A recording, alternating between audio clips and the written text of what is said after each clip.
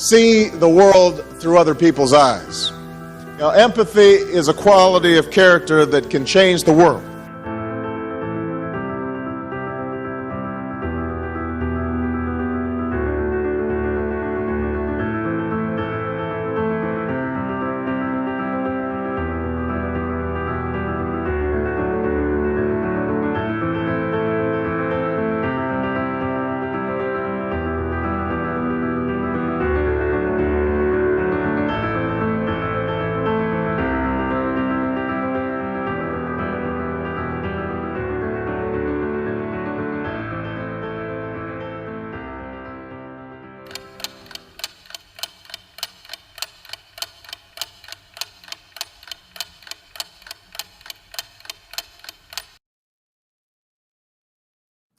Good morning and welcome to Artefact Live, where we look at the art and science of storytelling with me, Scott MacArthur. How are you doing, everybody? Good to see you here again. I've had a frantic morning. I'm quite busy at the moment, which is nice, but I've been doing all sorts of things. I made a video this morning. I went to the gym. I did a proposal. I've set up a deal with someone else. It's been madness. So yeah, I'm slightly harassed. So forgive me if I talk too much. So where are we? Well, this week, for those of you who have never come in before, and there's always new people joining, this is, believe it or not, our 40th show, and I cannot believe we got to 40. I said that when we got to 10, so yeah, you can imagine how I feel. I've just gone over 300 hours of live broadcasting in the last 12 months, so I'm feeling quite proud of myself. Forgive me for that, but I do feel quite proud of myself. And last week's show with Bill McFarlane was one of the most watched shows we've ever had. With over 1,500 people watched the show over the space of the week. And I'm chuffed about that because it was such a good show. Bill really gave us some insight into what it was like to be at the sharp end of being a journalist and being on television and working with personalities. And his artifact at the end of the show, the Band-Aid thing, you know, the song sheet signed by all the people that were at the gig, that was amazing. So I'll never forget that. So thanks, Bill. I really do appreciate it. But I think the thing that he really did well was every time I asked him a question, he responded with a story. Classic media guy, a really, really sharp, I mean, he's been at it for 30 years, so, you know, he's had a lot of experience, but classic media guy, able to use stories to get everything across. And I loved his right tone pictures idea in terms of how to structure the way you tell your stories to different audiences. So it was great. So once again, thanks very much, Bill. Now this week, I've got another incredibly special guest who I will introduce shortly with us this week. But we're going to look at self-leadership. Now, this is something that we've spoken about before. It's something that certainly if you've seen me on the keynote stage, you know I talk about it frequently. And I do it myself every day. I'm very keen on some of the disciplines within it, but it's a huge, huge area. So I'm looking forward to Elisabet telling us about it later and what perspective she comes at it from. But for me, a lot of it is about the sort of the meditative practices. It's about personal awareness, values, etc. And one of the things that this will not surprise anybody who's a regular on this, I get an awful lot from the power of poetry in this space. And I'm not going to tell you lies. I don't think I understand why. But I get an awful lot from, even when I don't really understand the poem, I get something to tell you a story about one of the poets later when I had a conversation with him about it and he understood it, but I didn't. But I'm going to play you two classic pieces of poetry. I've played both of these on the show before. I'm making no apologies for it because these are, it's my 40th birthday after all. And these are two of the most amazing poems. So I'm going to bookend the show today. I'm going to have this one in a minute. Then we're going to have my special guest. Then we'll play the other one at the end. And I bet some of you can even guess what it's going to be. Don't need to put it in the chat. I know you know.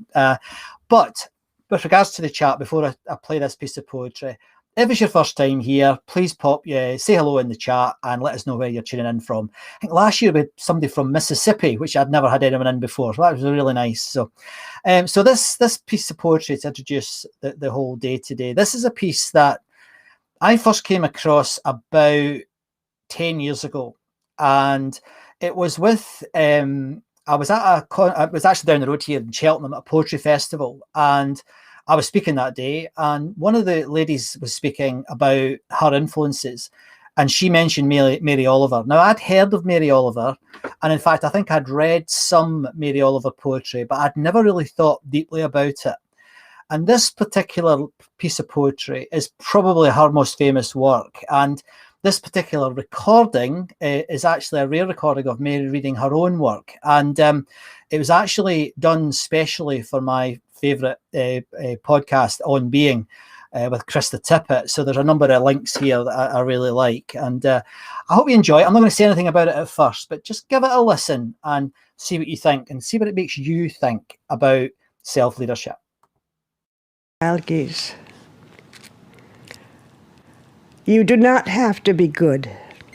You do not have to walk on your knees for 100 miles through the desert repenting. You only have to let the soft animal of your body love what it loves. Tell me about despair, yours, and I will tell you mine. Meanwhile, the world goes on. Meanwhile, the sun and the clear pebbles of the rain are moving across the landscapes, over the prairies and the deep trees, the mountains and the rivers. Meanwhile, the wild geese, high in the clean blue air, are heading home again. Whoever you are, no matter how lonely, the world offers itself to your imagination, calls to you like the wild geese, harsh and exciting, over and over announcing your place in the family of things.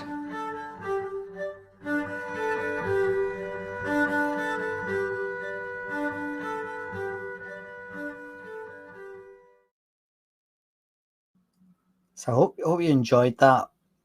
I think it was about the 10th time of listening to that a particular thing happened to me.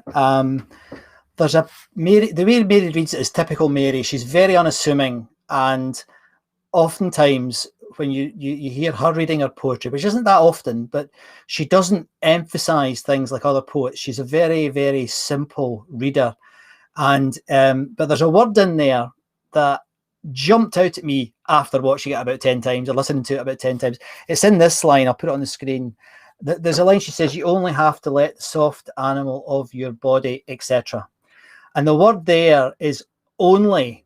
You only have to let the soft animal of your body. Only. It is so difficult to only let yourself be yourself, which is exactly what she's trying to say here. I heard her talking about it, but I love the fact that she doesn't actually go, she doesn't say you only need, you only have, she just goes you only have. She doesn't even emphasize it. Quite beautiful.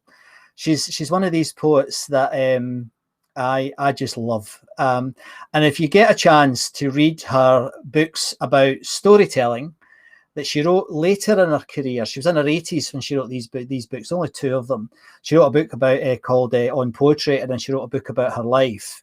I highly recommend them, and if I get a minute, I'll put them on the screen at the end. But she really understood the power of story, and she really understood how it could be used to make you think about yourself, the inner reflection thing. And I honestly do think that poetry is probably at the sharp end of understanding yourself and leading yourself from what I like to call the inner work. So I hope you enjoyed that. Let me know if you're watching or you're on replay what you thought of it, because it's I find don't say anything bad about it, because I'll be upset, because it really does mean something to me, quite special. So I'm going to bring on my guests now, Elisabet, you've got the job of following Mary Oliver there. So welcome to the show. Nice to see you. How are you? Nice to see you. Yeah, great. Thank you. What did you think of that little piece of poetry? I thought that was great. And you know what? That poem and what you were saying about it was the 10th time that you listened to it. Yeah. It reminded me of one of my favorite stories about a professor who was teaching to his class. Yeah. And he said, I told them once and they didn't get it. I told them twice and they didn't get it. I told them 3 times, they still didn't get it. I told them the 4th time, and then I got it. And And I find this all the time. There's something about repetition, and there's something about how the world seems to look different each day. So it depends on what circumstances you're in, who you're with. And when you look at something, even though you have seen it before, it looks different. And I find that fascinating. It is fascinating. I love that. That's a really nice quote, that actually. I like that. That's lovely. So give us, thank you for starting. That's a lovely way to start the conversation. Right. Give us an idea about your background and how we came, because it was you that came up with the title for today. Absolutely. So give us an idea of your background and what you do and how you came up with that title, please. Absolutely. So I'm a leadership and culture strategist, is what you could call it. So I've been running my own company or companies for the last 20 years, working with teams, leaders, organizations all around the world, really looking at how you create a workplace where people want to be, you know, what kind of leadership is needed in order for people to come to work and think, you know, I can be at my best here, I matter, I'm important, and you can get good results as an organization. So I've been doing that for 20 years, which is so much fun. You know, I advise, I speak, I coach, I design, I deliver, I work with a number of different people, and it's, you know, loads and loads and loads of fun. Yes. I'm Swedish and grew up in Stockholm and came to the UK back in '95 first time around, and then been back in Sweden for a while, and now I'm back in the UK again. So that's a little bit about me. I also write books, by the way, with an old colleague of mine. So great. Well, maybe we could give that. We could talk about one of them towards the end of the show, because it's people are always interested in finding out more about people's backgrounds and about their work. So, what made you think, or why is it you're interested in this idea of self-leadership? Well, self-leadership, I think, is at the core of everything. And so back in the late 90s, I was working at American Express at the European head office here in the UK. And we were in the process of really focusing on the company culture and sort of saying, how do we really create that kind of dynamic, fun workplace? And of course, a large part of that is leadership. And we said, you know what, in order for leaders to be really, really good leaders, they need to be able to lead themselves first.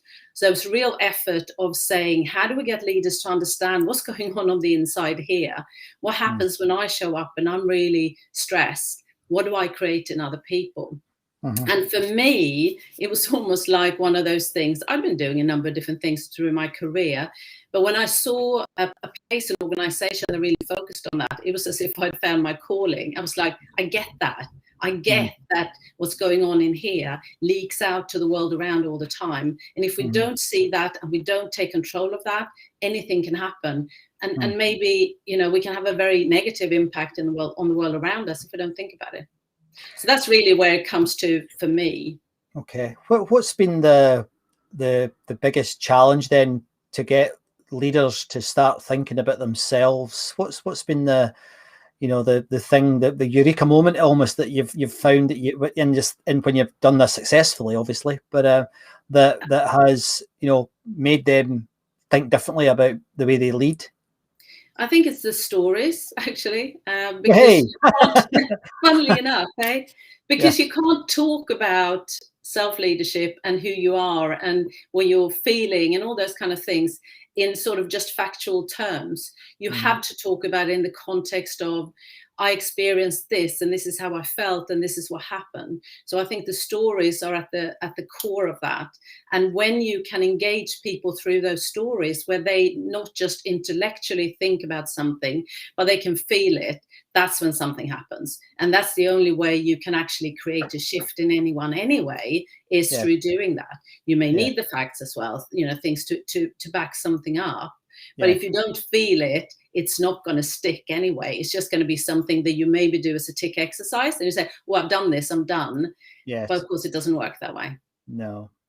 Do you think that, I mean, that's obviously we're in the same bubble here then, because I absolutely agree with that. Absolutely. Yeah. Do you think that and I suspect you thought this would come up, that the last 18 months under the shadow of a pandemic, has that, or do you think it could change the type of leadership that we need moving forward? Have you ever thought about that? I'm sure you have. Yeah, I do. And I think a lot of leaders, particularly at the beginning of the pandemic, I think leaders very much stepped into the space of self-leadership. There was a real, almost instinctual realization that people are in need now. You know, there are people at home, I don't know how they're going to be because I can't see them. So I need to put extra effort into connecting at that human level. Right. I think, though, over time, it becomes challenging. I think it's easier to do when it's almost in the crisis mode and you know I have to do something here and now. I think what's going to be interesting to see is as we start to go back to work, we're creating the kind of hybrid workplaces that everyone's talking about. It's sustaining that in a way that works when you have people both on site and off site. So I don't think it's going to be very easy, but I think there's going to need to be a greater need for leaders to think about this for themselves so that they can, in a very intentional kind of way, think about what kind of workplace am I creating here? And how do I make sure that everyone is included? Because, of course, the proximity bias will indicate that we tend to give more time to people we have closer to us, proximity-wise. And have you any advice for, I mean, I know there's a lot, I mean, I was talking to a company yesterday, they were in the States, right enough, but they have a very entrepreneurial chief executive who, that's a good thing, but it's also a difficult thing because they tend to be quite scatty, you know, they're not well structured, they're not, you know, they're not very good at, you know, the bigger the organization gets, the more difficult it gets for them. But their challenge is they call it the employee challenges, that the employees are looking for they think they might be looking. You got to couch it because nobody knows the answer to this. But they think they might be expecting a completely different type of workplace, which is not just about, I mean, working from home, working in the office is no big deal. You know, I think that's way overestimated in the media. I mean, that's not the deal. It's the psychological part of it that's the big deal for me anyway. I just, maybe that's because that's my bag. But have you any thoughts on that and where it could go, or how? I mean, I know you don't know the answers to this. Nobody does. But I mean, have you any thoughts on it? How they can? I think there is a realization that the leadership needs to be more than just the task, and I think even organizations looking at how do we assess leadership? What is leadership? It's not just getting the work done. It really is about how you make other people feel and to what degree you help people be the best ones that they can be.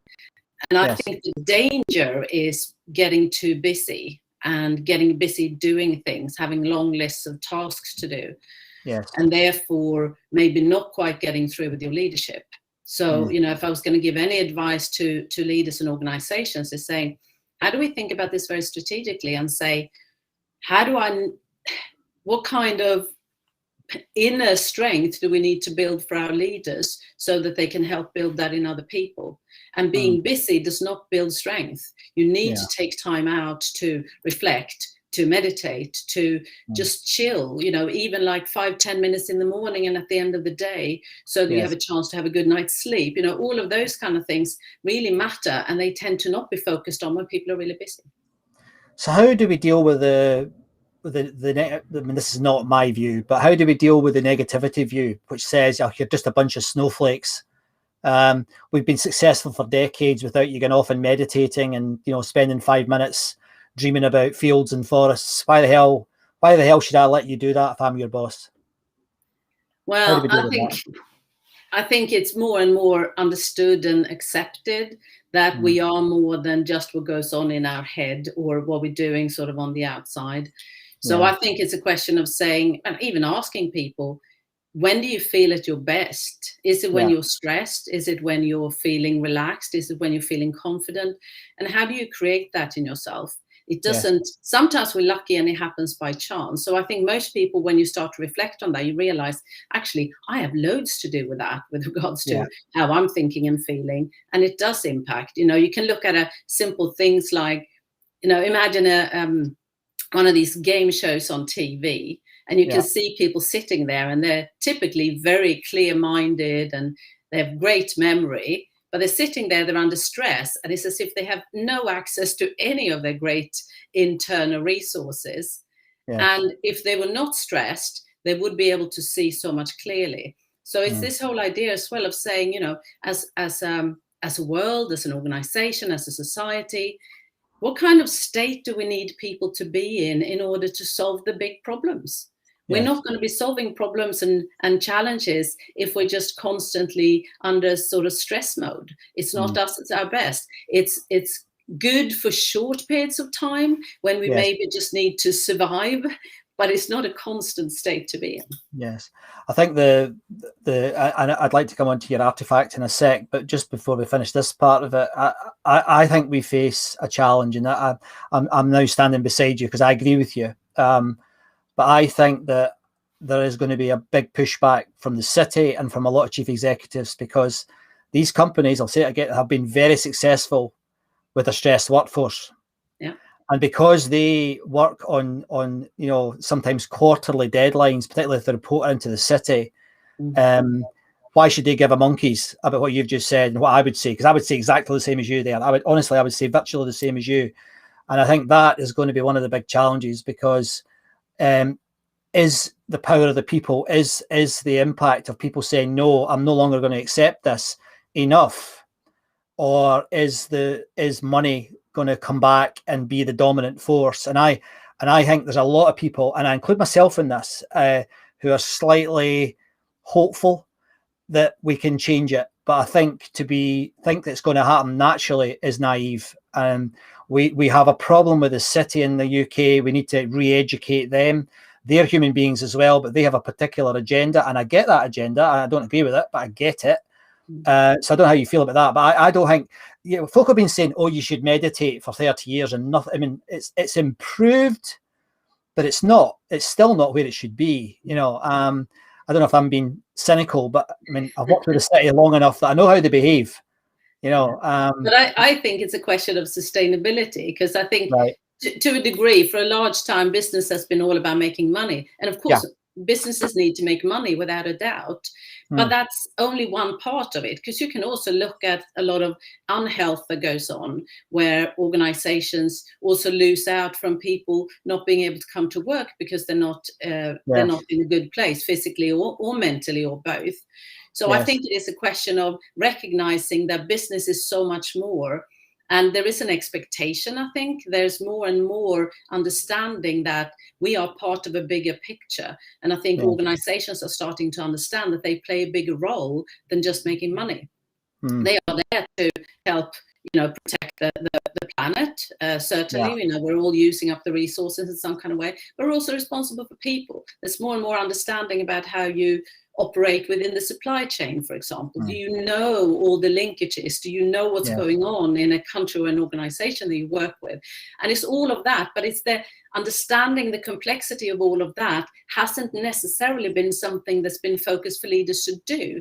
But I think there's going to be more and more of an expectation that as a leader, you need to understand all of that. You need to understand all these intricate systems that you're a part of, and see that you're not just there for the quarterly results. And those kind of things, I think, will be talked about more. I hope you're right. I mean, now coming back beside you again, because I do agree with you, but I like to play devil's advocate in this with myself as well, because but I also think that if I was in the job market, I would be, and I think this will happen. I think companies that have done well during the COVID pandemic will attract people. You know, they will get the better people. I think even with there will always be a layer of money, because we live in a capitalist society, so the money is going to drive it. But I still think that if your company has done well during COVID, it will do better in terms of quality of the people who want to come and work with you and stay with you.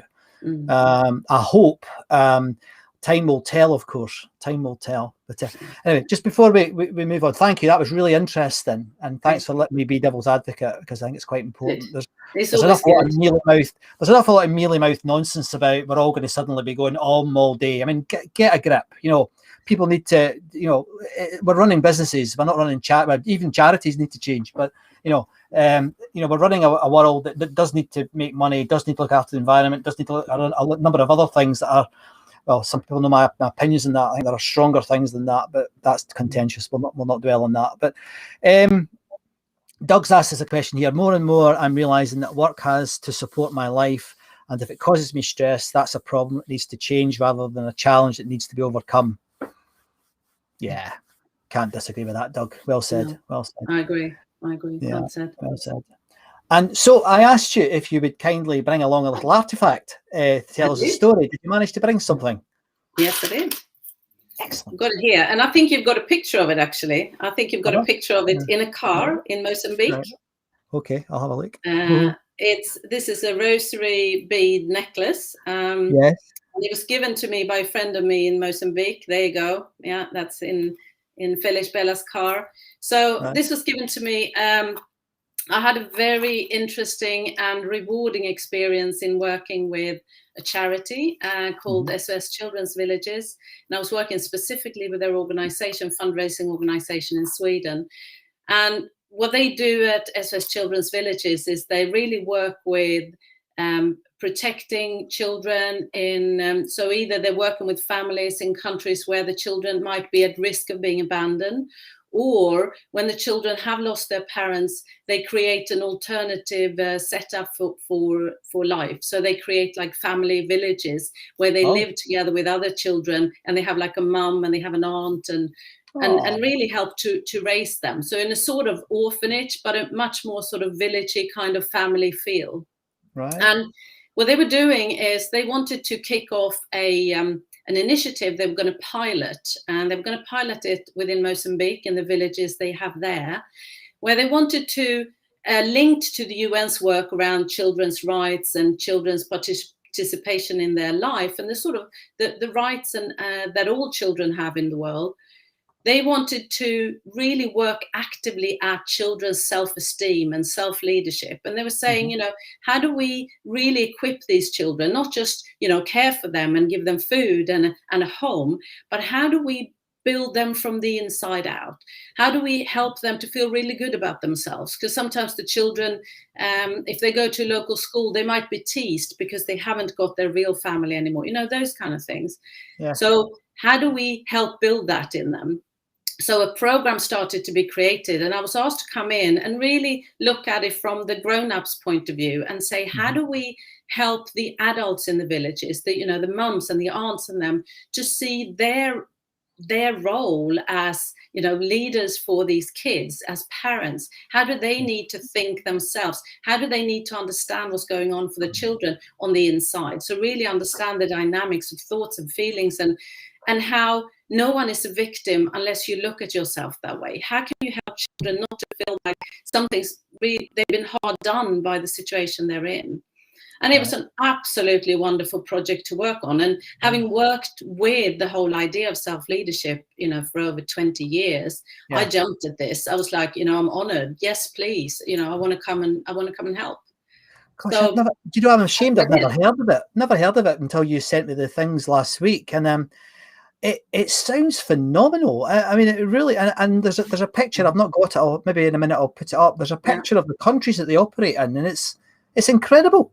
I know. Yeah. They're a big organization. So they're fundraising all around the world, and then they work with having villages in so many countries all around the world. And in this case, of course, they decided to go with Mozambique as the place where they started looking at this. And I love this whole idea that they're really also looking to the inside child, if you like, and feeding that inside as well, and not just with food and care in that respect.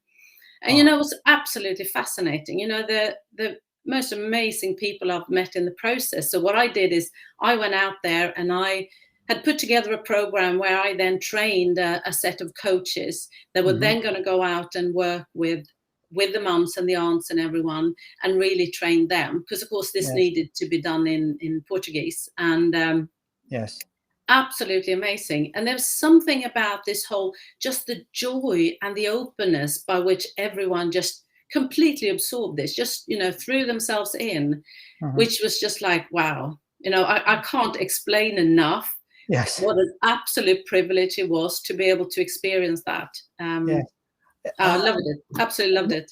I love the whole idea of it. How do you then, you know, what jumped out right away, I haven't heard you tell this story before, but what jumped out to me right away was we gave them a mum and an aunt.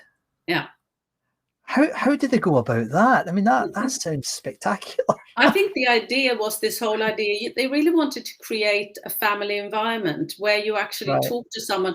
This is your mum. And I know some of the most amazing, you know, these mums are incredible. And the aunts are there when the mums, because, you know, they go home to their families now. They actually work there as mums. But they, of course, will have friends and family somewhere and maybe grown-up kids.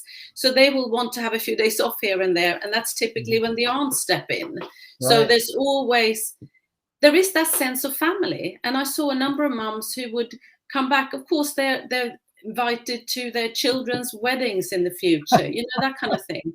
And even when they're retired, maybe, and they come back and they sort of stay with, it's absolutely amazing. Yeah. So if you're working on and I'll show some of the photographs that you've kindly sent because they are lovely. I'll when you're talking, I'll put them on. But how talk about the children in terms of the inner work? What comes out? You know, what do they experience in terms of learning about their own inner self? What comes out of that through this work? I mean, all sorts of things. I think one of the realizations is that we don't know everything about other people. We sometimes jump to conclusion about other people. And this whole idea that we look at the world the way we look at it. So I think for a lot of the children, it's the realization, no, not everyone looks at the world the same way as me.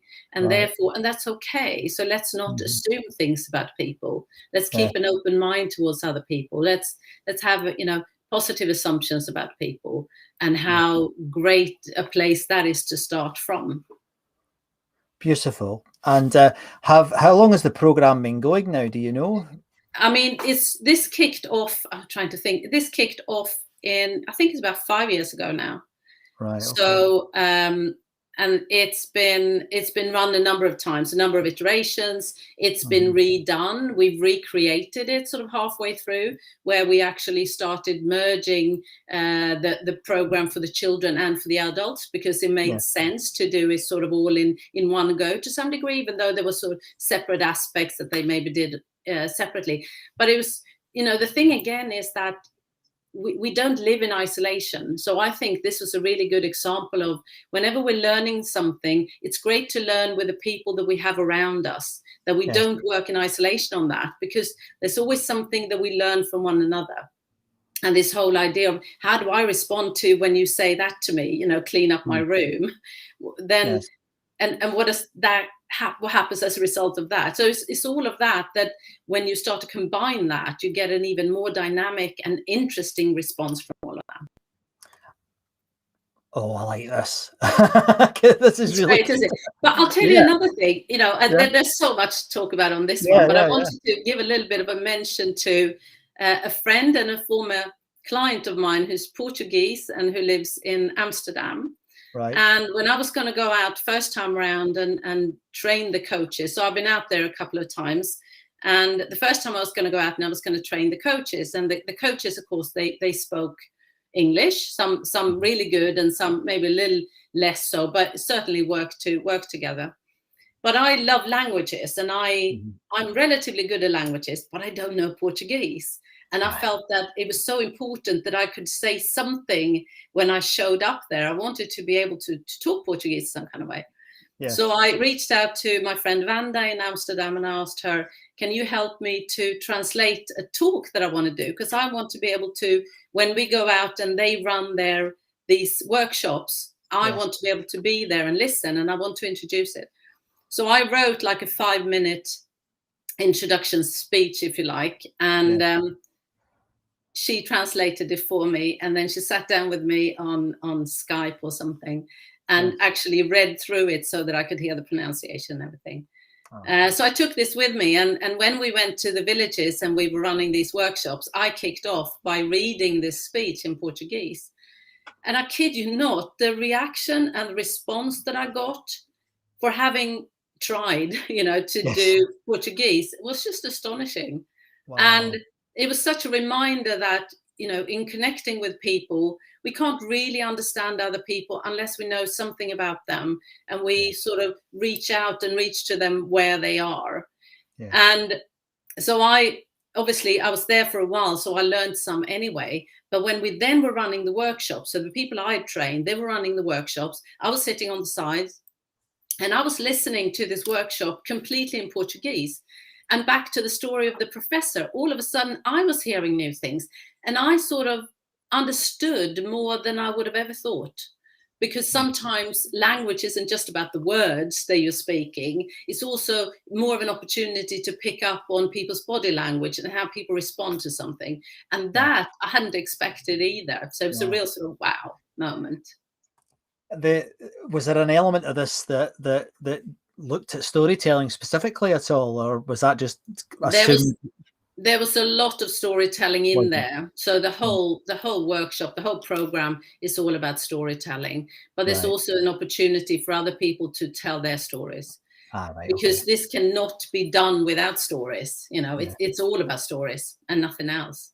I guess. And even little things, you know, I have one of my favorite stories around self-leadership is my husband and I have identical twin boys who are 18. And I think they were about 5, and I'd picked them up from daycare, and we were on our way home. And they were both walking behind me, and they were like, I don't want to go to daycare tomorrow. It's boring, and I don't want to do this. And as we came home, I sat them down, and they had a snack. And I said, you know what? How you think about daycare will matter. If you think it's going to be really boring, it's probably going to be boring. But what if you think, actually, I'm going to go tomorrow, it's going to be fun, I'm going to find a new friend, maybe I'm going to do something different. And they looked at me as if I was crazy, you know, they were like, okay, you know. Crazy mom. So I thought, maybe they're a little young, right? Yeah. And then it was maybe a week later, we'd come home, and again, they were sitting having a snack, and I was faffing around doing something. And all of a sudden, I hear one of them complaining about something, and the other one says to him, and they don't know that I'm listening, you know what?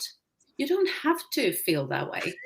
You just need to think about it differently. If you think about it that it's going to be good, it's going to be so much better. And I couldn't believe it. I was like, wow, they were listening, right? Well, you got a gold star as a mum there, that's for sure. Yeah. I'd just like to show the pictures you sent me, because you can say something about them if you like, but the first thing I wanted to do, just in case anyone's not quite sure where Mozambique is, there it is there. It's the one next to Madagascar, famously. Yeah. And weirdly, my dad worked there many years ago when he was a young man. Which is, he did. Yeah, I very nearly lived there. We ended up living in Antigua, believe it or not, rather than there. So I think I got the better deal. But so that's where it is. Now let's just look at these photographs. There's only a few of them here, guys. So where's that then? That's Pemba. So Pemba is in the north part of Mozambique. And you might have heard about that on the news recently, because in Palma, that's the furthest north. Yeah. There was the jihadi insurgency going on, and a lot of thousands of people fled to Pemba, which is further down the coast. Right. But along where Pemba is, they have the most amazing, I mean, the whole Mozambique coast is incredible. Is it really? Right. It is absolutely stunningly beautiful. But this is Pemba within the town itself. Again, some of this obviously abandoned houses and that, but there's obviously a lot more that's also built up and much more functional than that. Is that the Portuguese legacy we're looking at? Is that a bit like you get in Cuba with the American legacy and the French legacy and the? I imagine it might well be. Yeah, it could be. Yeah. I love this one. This was this was amazing. Yeah, isn't it beautiful? Incredible. Again, that's also in Pemba, but outside of the city, very close to the beach. Right. And there's something about the color of the earth. Yeah, it's just astonishing, isn't it? That sort of reddish, warm. Yeah, it's beautiful. A good photograph, that one. Thank you for sending that one. Mm. Oh, that's a bit posher looking, isn't it? That's actually the village in Pemba. So this is where one of the houses where the children live, right? And where we ran one of the workshops as well. And they often have quite big spaces within the village. Right. And some of them are sort of contained, but they are also more and more integrating these villages into villages and towns themselves. So they don't sort of have that sort of standalone kind of feel to them. That's nice. And this is some of the mums, is it? One of the workshops. Beautiful women. Oh my goodness. Such such characters, such every single break. And this, you know, as a Scandinavian, I know we're sort of considered being quite reserved and everything, although I think that's sometimes very stereotypical, but there you go. Yeah. In every single break through these workshops, everyone gets up and dances. Yes. So we were dancing, and us who were there from Sweden, we were like, you know, stuff. But actually they just sort of draw you in, and oh my goodness, the love, the warmth is incredible. That's Love lovely. it. You know what? I wish we did more of that. I haven't quite been able to introduce it in any workshops I've done.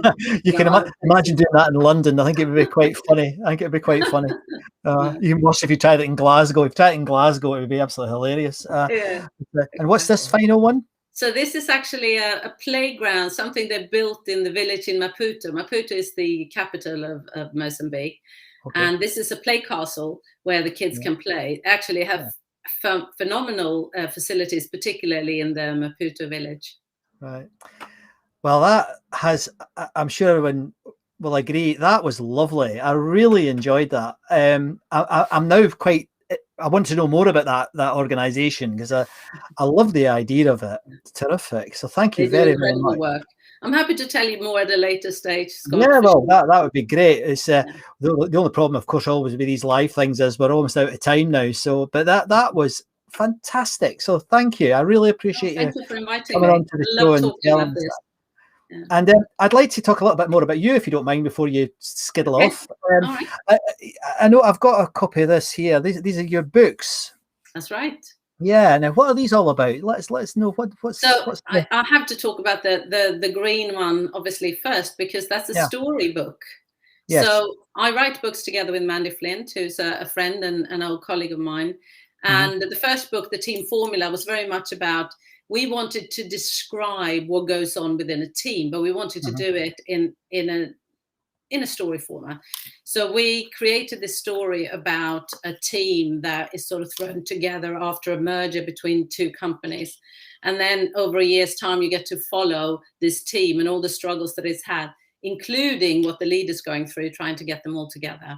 And the leader journals his journey as well. And we had so much fun with them, I kid you not. And writing this, and afterwards when the book came out, so many people that came to us and said, "You've been in our office spying on us, haven't you?" There was a real sense of, oh my gosh, this could have been us, kind of reaction that people had to it. Yeah. So that was what the first book was all about. We loved it, and we started writing the sequel to it called The Culture Shaper. And then we were asked if we wanted to write a more normal book about leading teams. And we were asked by Financial Times Publishing, which of course we couldn't turn down. So we then wrote a book called Leading Teams, 10 Challenges, 10 Solutions, where we really said these are the most common challenges we see. That means teams aren't working, and this is what you can do. Right. And then after that, we were asked to write another one about how do you create impact as a leader? And of course, a lot of that comes back to self-leadership, as we just talked about. This whole idea that your impact starts on the inside. Yes. So you need to consider what kind of ripple effect do you want to have. Yes. It would be remiss of me not to ask you the question about this, because one of the things that quite often when this show goes out, there's quite a few writers watch it, quite a few stories. I've got screenwriters and fiction writers, but also leadership books and types of book. What's your process for writing a book? Two of you, I've not come across that yet on the show. What's that like? I think there's a lot of people that have asked that and said, gosh, that must be so difficult. But you know what, both Mandy and I have said all along that we hold each other accountable. There's something about when you're writing with someone else, you're making a commitment to someone else about delivering on time. And we somehow, one may have an idea and the other one builds on that idea. So somehow you multiply your output and your creativity because there's more than one of you. But I guess you need to know that you sort of get along and that you like the process of writing together. But we also found that over time, we were able to write apart as well. So if we had some time together and wrote, we could then go back and sort of bounce back and forth and sort of fill in the gaps. And that's how we continue to write together as well. Right. Okay. Well, that's lovely. And good luck with any future. Thank you. I'm going to go and buy that first one because I like the idea of that. There's very few. I mean, obviously there's a couple of classics, but there's very few leadership books written as stories, and it surprises me there's not more. So I will know. go and have a look at But that. you know why? I'll tell you why. It's because the publishers don't like that, because it's not a proper genre, and it's not a big enough genre for them to be able to assess how well that's going to go. And that's why it's difficult to do. But I'll be intrigued to hear which of the characters you recognize. Okay, I'll report back. I promise I will, and I will get it, and I will read it. I get through about 3 a week, so I can usually fit in. There you go. If well, thank you. That was lovely. If people wanted to get in touch with you or to see more of your work, I've had your Twitter handle up a few times. Is there anybody else that you'd like to point people to? Yeah, I mean, LinkedIn is great. So you know, find me on Elisabet Vinberg Hearn, or I also have a website called elisabethhearn.com, which is my personal. I have company websites and everything as well, but that's probably the easiest one, given that it's a similar name. I've just skipped my Swedish name in that one, so it's just elisabethandhearn.com. Okay, that's fantastic. Well, thank you ever so much. It's been a pleasure meeting you. And I loved the story about Mozambique. That really was lovely. And I think and can I just say, it continues. It's been so successful that it's now being rolled out to a number of different countries. So we're now in the process of doing another reiteration and see if any of this can be done online. But there's an interest now from a number of different countries around the world to do the same thing. Right, fantastic. Well, I can understand why, because it just sounds such a good idea to me, certainly. So thanks ever so much for sharing with it, and I'll take you up and coming back on sometime. I'd love to have you back on, because there's a lot more I suspect we could talk about. But thank you very much for being on the show. Thanks for being on the show. Thank you. Thank you. So I hope you enjoyed that. I loved the part about Mozambique, and it was another great example of how obviously people with a talent like Elisabet had to use stories to change things, to help people, was, you know, quite inspiring. Actually, I feel quite warm and pleased I got her on. Very pleased I got her on. It was lovely. So to finish, and in many ways it leads naturally from Mary Oliver through what Elisabet just told us, and it won't surprise you, I'm going to talk about David Whyte. Now, if you're a regular on the show, you'll know that I know David a little bit. We've met a few times, and I think he is the best poet on the planet at the moment, by quite a long way. And this poem I've played before as well, but I'll remind you of the story. I went along to meet David at one of those. It was a very small. There was 8 of us, I think. Went along to a weekend event about Elisabet. I know you're still watching, about inner work, about, you know, inner leadership. And it happened that I arrived a little bit late the night before. Everyone was asked to come the night before and have a drink. And I arrived a little bit late, and I walked into there's a little, a beautiful little, like a dining area with a fire at one end, and sat at the fire was David. And I went up and said, "Hi, how are you doing?" And he invited me to join him. So we sat down and we shared a glass of red wine, or 2 or 3. And we got talking about, you know, his work and my work. I mean, it was a really nice conversation. But I said to him, I said, you know, there's something that I don't know if I should tell you this, but it's true. I quite often don't understand your poetry. You know, I always find it resonates. I like your voice. I love the narrative structure of it. And occasionally there's a line that jumps out. But quite often I really struggle with it. And I guess this ties in really beautifully with what Elisabet said about the story about the professor. And you know what he said? He said, "Neither do I. I don't understand my own poetry half the time either." And so we got talking about this poem. Now, I think I do understand this now, but I can't remember when I had that moment. But this is glorious, this piece of writing. And again, this is David in his own words. This is not my version of the video. I couldn't find it this morning. I was a bit late. So this is someone else's video, but this is David's words nevertheless. So this is David Whyte with an absolutely glorious piece of poetry about the inner work.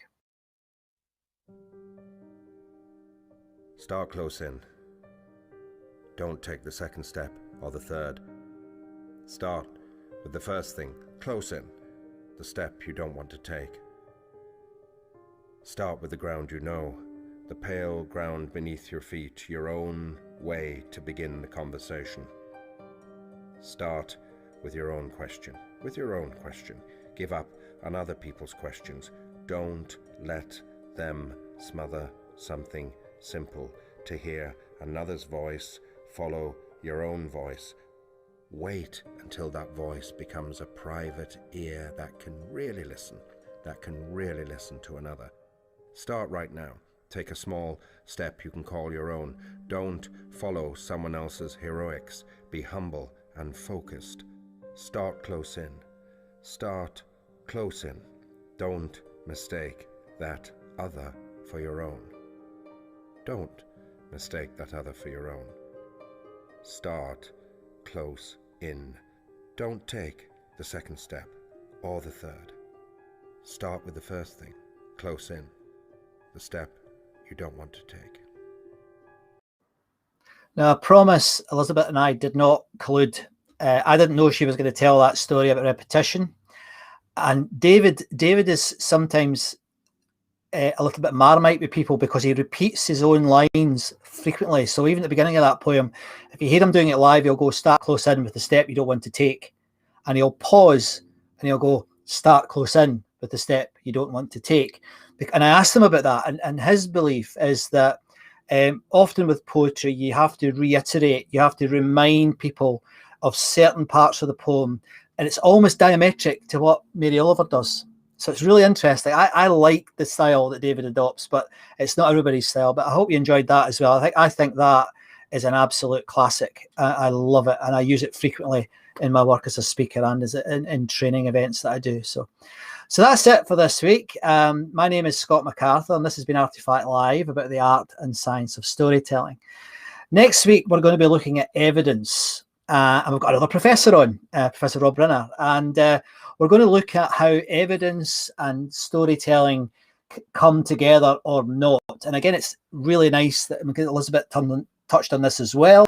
So we're going to go from, I guess, one side of it to the other side, and let's see if we can find some wisdom in amongst all of that. So thank you very much for tuning in. It's been a pleasure, and thanks very much, Joe. There's some feedback for us. Elisabet enjoyed the show. Thank you very much. I'm glad you tuned in once again, Joe. It's always a pleasure to have you here. And I hope you will all join us next week. And if you're on replay, like most of you usually are, let us know, hashtag replay, and we'll see if we can answer your questions if you have any when you watch the show. Thanks again. See you next week.